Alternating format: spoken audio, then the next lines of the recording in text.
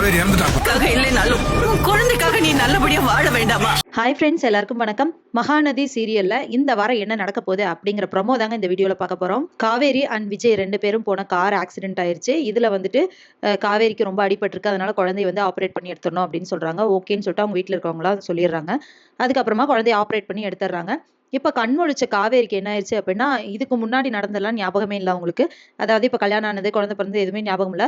ரொம்ப வருஷத்துக்கு முன்னாடி அவங்க அப்பா இருந்தாங்க இல்லையா, அந்த மாதிரி நினைவுகள் மட்டும்தான் ஞாபகம் இருக்கு. அவங்களுக்கு குழந்தை பிறந்த எதுவுமே ஞாபகமே இல்லை. இப்போ விஜயோட பாட்டி என்ன பண்றாங்கன்னா, இந்த காவேரியை வந்து அந்த பசுபதி பழி வாங்கணும் அப்படிங்கிறதுக்காகத்தானே நம்ம விஜயும் கஷ்டப்பட்டுட்டு இருக்கான். சோ இவங்க 2 பேரும் ஒரு இடத்துல இருக்க வேண்டாம், விஜய் வந்து வேற ஹாஸ்பிட்டல் மாத்திரலாம் அப்படின்னு சொல்லிட்டு முன்னாடியே வேற ஹாஸ்பிட்டல் மாத்திடுறாங்க. அங்க ட்ரீட்மெண்ட் போயிட்டு இருக்கு.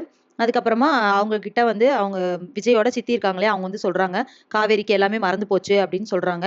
ரொம்ப நல்லது, அப்படியே விட்டுருவோம் அப்படின்னு சொல்லிட்டு விஜய கியூர் பண்ணி வீட்டுக்கு கூட்டிட்டு வந்துடுறாங்க. இப்போ காவேரியோட அம்மா வந்துட்டு வீட்டுக்கு வர்றாங்க.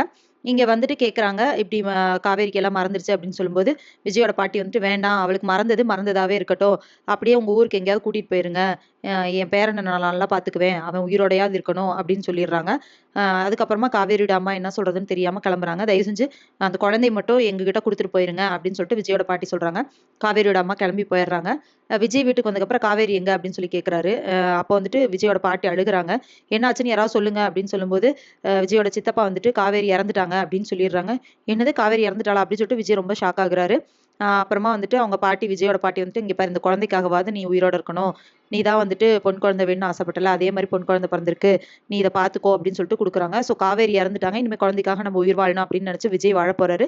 இவங்க குழந்தை பிறந்தது, விஜய் கல்யாணம் ஆனது எந்த நினைவுமே இல்லாம காவேரி வந்துட்டு ஊர்ல இருக்க போறாங்க. ஸோ இதுக்கப்புறம் என்ன நடக்க போகுது அப்படிங்கிறத இனி வர வீடியோல ஒன்னொன்னா பார்க்கலாம் ஃப்ரெண்ட்ஸ். அது வரைக்கும் வெயிட் பண்ணுங்க. நன்றி, வணக்கம்.